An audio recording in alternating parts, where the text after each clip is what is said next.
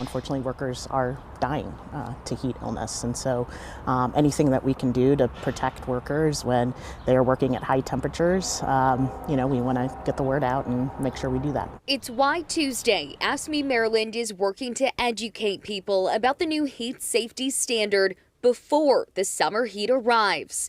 It applies when employees are exposed to a heat index that is 80 degrees or higher for both indoor and outdoor work environments. Now's the time to really get the plans together, right? And it's to make sure that, employers are aware and employees are aware of what their rights are when these temperatures reach above 80 degrees, that trainings are being developed. Though it's a rainy day today this summer, when the heat does arrive, Maryland employers will need to monitor the temperatures with tools like a heat index app. It'll tell them the temperature and humidity at the time and location where their employees are located, as well as provide access to shade and water, be able to respond to heat-related illness with a plan in place ahead of time, and establish training, among other protocols. How is the employer actually going to ensure that I am acclimatized or gradually introduced to these high heat temperatures so that I can work successfully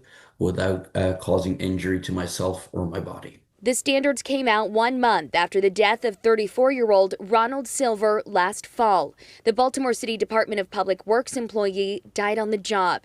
According to a state report accessed by 11 News investigates, the cab of the trash truck he was riding in may have hit 108 degrees on the day Silver collapsed and died of heat exhaustion. These are things that we can do that are pretty simple, that really can save lives at the end of the day, and that's our goal. In Southwest Baltimore, I'm Tommy Clark, WBAL TV 11 News.